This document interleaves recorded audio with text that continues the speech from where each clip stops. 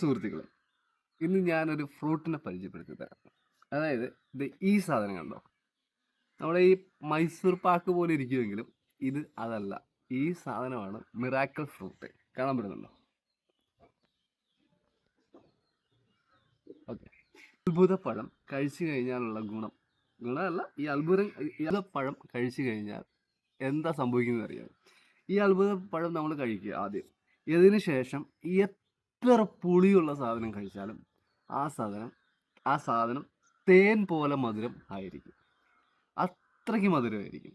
ഞങ്ങളിത് കഴിച്ചിട്ടാണ് ഇത് പറയുന്നത്. ഇത് കഴിച്ചിട്ട് നിങ്ങളൊരു ചെറുനാരങ്ങയില്ലേ, നല്ല എന്താ പറയുക, തേൻ പഴം പോലെ കഴിക്കാൻ പറ്റും. ഇനിയിപ്പോൾ അതിനൊരു ഉദാഹരണം പറയുകയാണെങ്കിൽ, നമ്മൾ ഒരു ഏറ്റവും കൂടുതൽ മധുരമുള്ളൊരു ഫ്രൂട്ട് കഴിക്കുന്ന അതേ ഫീലായിരിക്കും ഈ സാധനം കഴിച്ചതിന് ശേഷം നിങ്ങൾ ആ നാരങ്ങ അല്ലെങ്കിൽ ആ പുളിയുള്ള ബലം കഴിക്കുമ്പോൾ കിട്ടുന്ന ഫീല്. വേണമെങ്കിൽ ട്രൈ ചെയ്ത് നോക്കൂ. ഞാൻ പറഞ്ഞത് കള്ളമാണെങ്കിൽ നിങ്ങൾ ട്രൈ ചെയ്ത് നോക്കിക്കൂ കേട്ടോ. അപ്പോൾ മറക്കണ്ട, ഇതാണ് മിറാക്കിൾ ഫ്രൂട്ട്. ഇപ്പോൾ നോമ്പായതിൻ്റെ പേരിൽ ഞാൻ കഴിക്കുന്നില്ല. ഞാൻ കഴിച്ചിട്ട് വൈകിട്ട് കാണിച്ചു തരാം. അപ്പോൾ ഓക്കെ, ബൈ.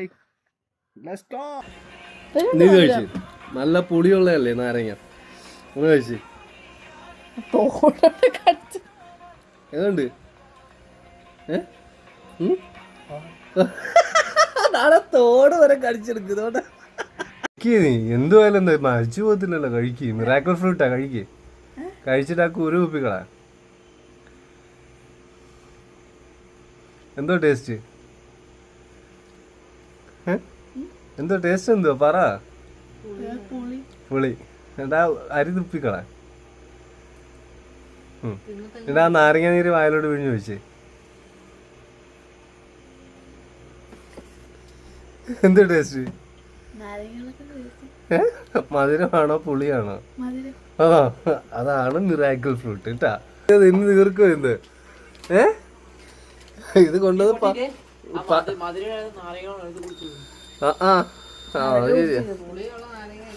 പുളിയുള്ള നാരങ്ങ ഇട്ടിട്ട് ഇത്രയും മധുരം തോന്നുന്നല്ലേ. മതി അവനിച്ചിരി കൊടു.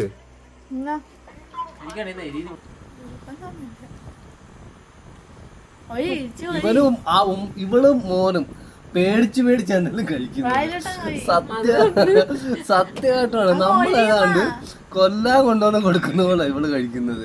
ഇവള് മോനും കഴിക്കുന്ന ഇങ്ങനെ കേട്ടോ സുഹൃത്തുക്കളെ. പ്രത്യേകിച്ച് കാര്യമൊന്നുമില്ല. ഷെയർ ചെയ്യണം, ലൈക്ക് ചെയ്യണം, കമന്റ് ചെയ്യണം. ഓക്കെ.